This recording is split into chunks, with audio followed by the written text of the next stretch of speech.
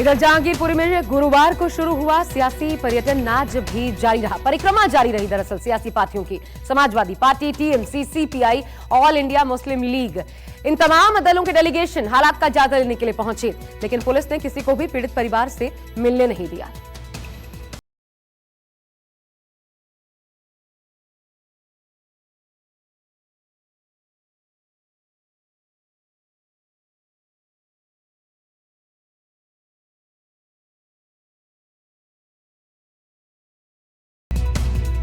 जहांगीरपुरी में बुलडोजर के एक्शन पर ब्रेक के बाद तमाम सियासत कुछ ज्यादा ही संवेदनशील हो गई है। बुधवार को जब एमसीडी के बुलडोजर अतिक्रमण का ध्वंस कर रहे थे, सारा देश एक ही तरह से सोच रहा था। मसलन कानून अपना काम कर रहा है और जो अवैध है वो तो टूटेगा ही।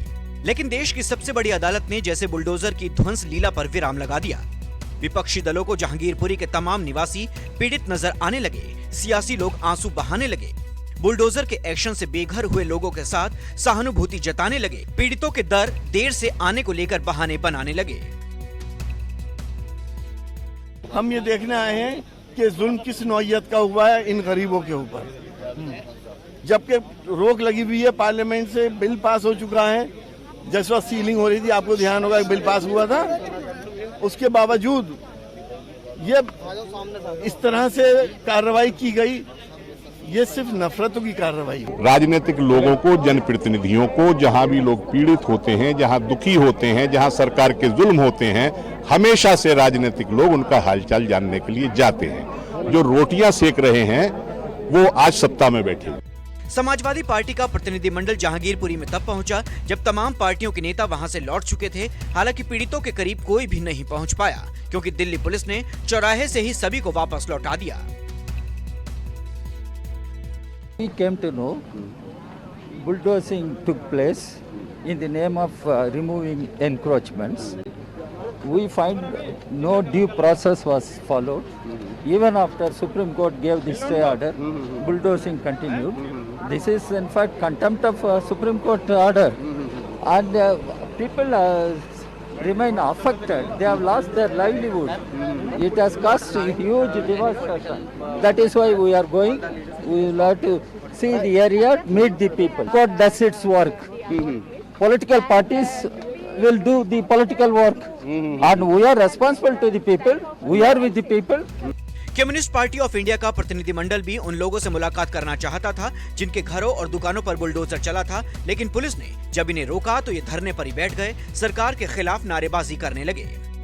न्यूज 24 ने सीपीआई महासचिव से भी सवाल दागा कि जब सुप्रीम कोर्ट ने अतिक्रमण विरोधी कार्रवाई पर फिलहाल रोक लगा दी है, तो फिर आप लोग इतने सक्रिय क्यों हो उठे हैं? राहत तो सुप्रीम कोर्ट दे चुका है, आप पीड़ितों को क्या देंगे? Been sent by Srimati Mamata Banerjee as a fact-finding team. We'll go and meet the affected people, and then we will let you know exactly what we think about the situation.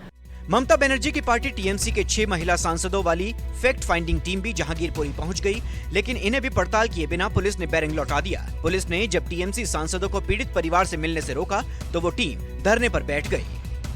Jahangirpuri में सबसे पहले पहुंचे Indian union मुस्लिम league के delegation ने MCD की कार्रवाई को गलत ठहराया, तो साथ ही आरोप लगाया कि दिल्ली बीजेपी अध्यक्ष ने चिट्ठी लिखकर गरीबों के घर पर बुलडोजर चलवाया है। इंडियन यूनियन मुस्लिम लीग ने कहा कि बीजेपी देश भर में माहौल बिगाड़ रही है, गरीबों के आशियाने तोड़ रही है। यहाँ आने का सबसे पहले कारण तो यह है कि ये समझे कि ये यहाँ हुआ क्या है, और जिसका सरकार को चाहिए कि जिसकी गलती है उसको दोषी ठहराए, उसके ऊपर कार्रवाई हो। तो ये एक दो बेसिक काम है। नाजायज लोगों को न दबाया जाए, जिन्होंने जो कल्प्रिट्स हैं उन पर कार्रवाई। इस तरीके से कार्रवाई हुई, कोर्ट का ऑर्डर आने के बावजूद बुलडोजर चलता रहा, बीजेपी वाले, दिल्ली पुलिस वाले वहाँ मौजूद थे, उसके बावजूद ये होता रहा। तो ये अगर राजनीतिक पहले से ही नहीं था तो क्या था? गुरुवार को सुप्रीम कोर्ट के फैसले को लागू कराने जब सीपीआईएम सांसद वृंदा करात बुलडोजर के सामने खड़ी थी, तब तक कोई भी विपक्षी नेता जहांगीरपुरी जाने की जहमत नहीं कर रहा था। लेकिन सुप्रीम कोर्ट के फैसले पर अमल होते ही कांग्रेस और आम आदमी पार्टी के बीच सहानुभूति बटोरने की होड़ शुरू हो गई और अब इस रेस में तमाम विपक्षी दल एक दूसरे को पीछे धकेलने में जुटे हैं। दीपक दुबे के साथ विनय सिंह, दिल्ली, न्यूज 24।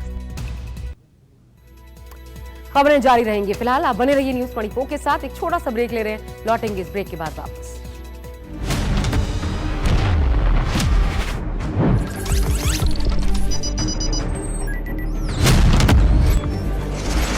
नमस्कार, मैं हूं मानक गुप्ता। अगर आपको हमारा ये वीडियो पसंद आया हो तो इसे लाइक और शेयर जरूर करें, और हाँ, हमें सब्सक्राइब और फॉलो करना ना भूलें ताकि आप देश और दुनिया की कोई खबर मिस ना करें।